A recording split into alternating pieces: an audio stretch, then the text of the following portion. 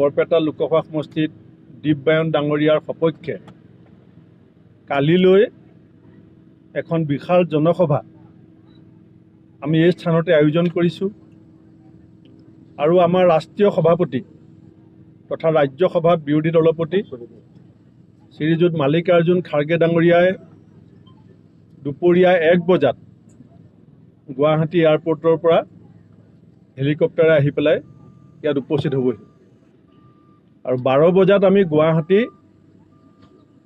এয়াৰপৰ্টৰ সমীপৱৰ্তী কিৰণচি হোটেলত এখন সংবাদমেল মাল্লিকাৰ্জুন খাৰ্গে ডাঙৰীয়াই সম্বোধন কৰিব আৰু আজি যি 5টা লোকসভা সমষ্টি নগাঁও দৰং মঙলদৈ কৰিমগঞ্জ ডিফু শিলচৰ নিৰ্বাচন চলি আছে বিশেষকৈ হিমন্ত বিশ্ব শৰ্মা ডাঙৰীয়াই গৃহমন্ত্ৰী অমিত শ্বাহ ডাঙৰীয়াৰ হেঁচাত 5 লাখ চাকমা হাজং শৰণাৰ্থীক অসমত সংস্থাপন কৰাৰ যি ষড়যন্ত্ৰত লিপ্ত হৈছে সেই কথাটোৱে অসমৰ মানুহৰ অন্তৰত অত্যন্ত আঘাত দিছে এতিয়া দুইজনেই কথা বদলাবলৈ চেষ্টা কৰিছে কিৰণ ৰিজিজু ডাঙৰীয়াই যিটো স্পষ্টীকৰণ দিছে তাত সংবাদ মাধ্যমক দুখ দিবলৈ চেষ্টা কৰিছে কিন্তু সকলোৱে স্পষ্টকৈ শুনিছে তেখেতে কৈছিলে যে অমিত শ্বাহ ডাঙৰীয়াই ইতিমধ্যে 5 লাখ চাকমা হাজং শৰণাৰ্থীক অসমত সংস্থাপন কৰিব লাগে বুলি হিমন্ত বিশ্ব শৰ্মা ডাঙৰীয়াক নিৰ্দেশ দিছে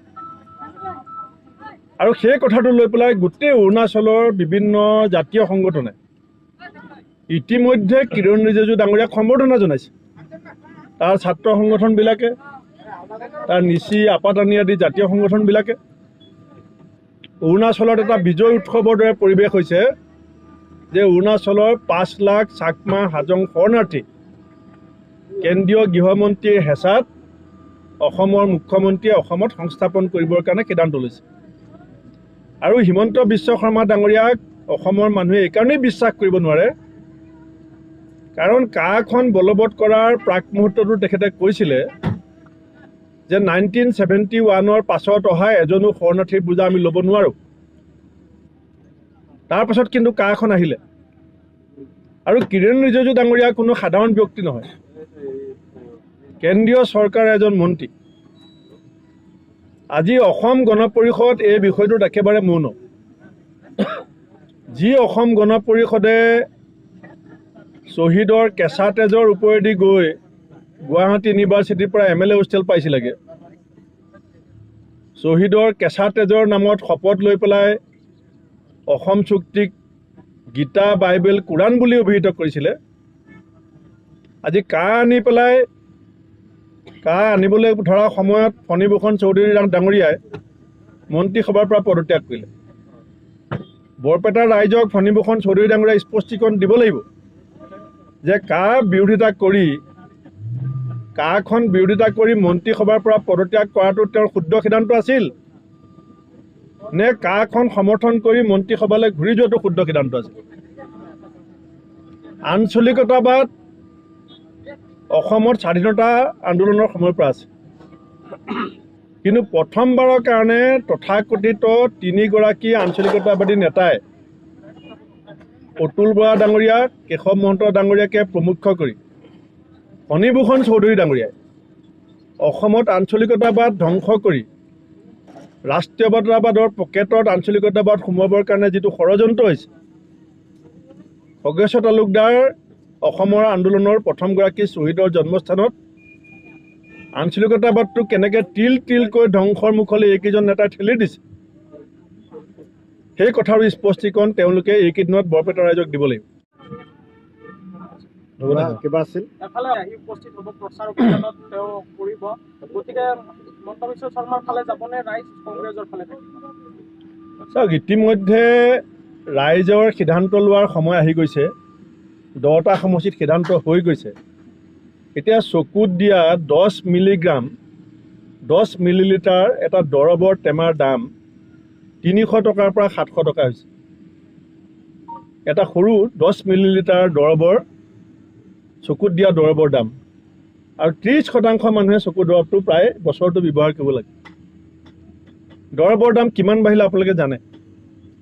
ইলেক্ট্ৰিচিটি বিল যোৱা সময়ছোৱাত 10 পইচা বঢ়াইছোঁ 5 পইচা বঢ়াইছোঁ বুলি কয়।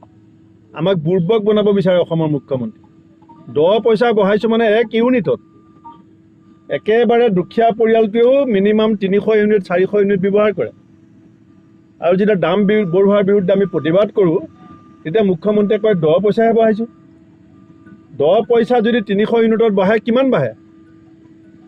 1200 টকা অৰুণোদয় পোৱা মানুহজনে যদি 500 টকা ইলেক্ট্ৰিচিটি বিল দিবলগীয়া হয়, 700 টকা যদি চকুত দৰৱ দিবলগীয়া দৰৱ কিনিবলগীয়া হয়, প্ৰেছাৰৰ দৰৱত 200 টকা দিবলগীয়া হয়, তে গেছ চিলিণ্ডাৰ 1100 টকা দি কেনেকৈ কিনিব? এই কথা অসমৰ মানুহে মুখ্যমন্ত্ৰীক সমৰ্থন দিম নে নিদিম তাৰ আগতে চিন্তা কৰিব। তৰুণ গগৈ ডাঙৰীয়াক যিজন মুখ্যমন্ত্ৰীয়ে প্ৰশ্ন সুধিছিলে যে অসমৰ 25 লাখ নিবনুৱাৰ সংস্থাপন কেতিয়া হ'ব? এতিয়া বিজেপি চৰকাৰ অসমত 8 বছৰ হ'ল। 8 বছৰত আমাৰ কি লাভ হ'ল? কংগ্ৰেছৰ দিনত যি 25 লাখ নিবনুৱা আছে বুলি মুখ্যমন্ত্ৰীগৰাকীয়ে আমাৰ তেতিয়াৰ মুখ্যমন্ত্ৰীক প্ৰশ্ন সুধিছিলে, এতিয়া 2023 চনত অসমত নিবনুৱাৰ সংখ্যা 10 লাখ নতুনকৈ বৃদ্ধি পালে। এতিয়া পঞ্জীভূত নিবনুৱা অসমত সংখ্যা হৈছে 34 লাখ। আমি 34 লাখ নিবনুৱাক কৈছোঁ যে 30 লাখ যি চাকৰি কেন্দ্ৰীয় চৰকাৰত খালী আছে, আমি কেন্দ্ৰীয় চৰকাৰ হোৱাৰ পিছত আমি 100 দিনত সেই চাকৰি ফিল আপ কৰিম। আমি লিখিতভাৱে কৈছোঁ। আৰু আজি আপোনালোকক মই জনাই থৈছোঁ, গোটেই ভাৰতবৰ্ষৰ ৰিজাল্ট মই কৈ থৈ গৈছোঁ। পূৰা ছাউথ ইণ্ডিয়া বিজেপি চাফ হৈ যাব। ছাউথ ইণ্ডিয়া বিজেপি চাফ হ'ব আৰু গোটেই নৰ্থ ইণ্ডিয়াত বিজেপি হাফ হ'ব। আপুনি চাব, ছাউথ ইণ্ডিয়া বিজেপি চাফ। তাত প্ৰায় 178খন আসন আছে। দক্ষিণ ভাৰত বিজেপি চাফ। উত্তৰ ভাৰতত য'ৰ পৰা বিজেপিয়ে দুবাৰ চৰকাৰ বনাইছিলে তাত বিজেপি হাফ হ'ব। অসমত উজনি অসমৰ ৰিজাল্ট আপোনালোকে জানে। আপোনালোকে দেখিছিলে যিজন মুখ্যমন্ত্ৰীয়ে মিয়া ভোট নেলাগে বুলি কয়, ইছলাম ধৰ্ম শেষ কৰি দিম বুলি পেলাই যিজন মুখ্যমন্ত্ৰীয়ে ৰাষ্ট্ৰীয় সংবাদ মাধ্যমত ইণ্টাৰভিউ দিছিলে, মুখ্যমন্ত্ৰীৰ সতীৰ্থ মন্ত্ৰীয়ে মিয়া মানে চুৰ ডকাইতৰ দল বুলি কয়, মিয়া মানে সন্তান জন্ম দিয়া ফেক্টৰী বুলি কয়, বৰপেটাক বাংলাদেশ বুলি কয়, ধুবুৰীক পাকিস্তান বুলি কয়। এতিয়া সেই মুখ্যমন্ত্ৰীয়ে মিয়া ভোট বিচাৰি পাৱে পৰি হৰি কৰু কাটৰি কৰি আছে। তাৰমানে কেলে কৰি আছে? যেতিয়া উজনি অসমৰ খিলঞ্জীয়া ৰাইজে বিজেপিৰ পদুম ফুলৰ শিপা উভালি ব্ৰহ্মপুত্ৰত পেলাই দিলে, এতিয়া সেই মুখ্যমন্ত্ৰী যিজনে ইছলাম ধৰ্মক শেষ কৰি দিম বুলি কয়, মই আপোনালোকক ভিডিঅ' দি যাম, পাইছা কিজানি, আপোনাক ভিডিঅ' দি যাম। যি মুখ্যমন্ত্ৰীৰ ঘনিষ্ঠ মন্ত্ৰীয়ে চুৰ ডকাইতৰ অন্য এটা নাম হৈছে মিয়া। মিয়া মহিলাসকল সন্তান জন্ম দিয়া ফেক্টৰী। বৰপেটালৈ আহিলে বাংলাদেশলৈ অহা যেন লাগে, ধুবুৰীলৈ গ'লে পাকিস্তান যোৱা যেন লাগে। এতিয়া মুখ্যমন্ত্ৰীয়ে কোন কোন অঞ্চলত মিটিং কৰি আছে? লাহৰীঘাটত,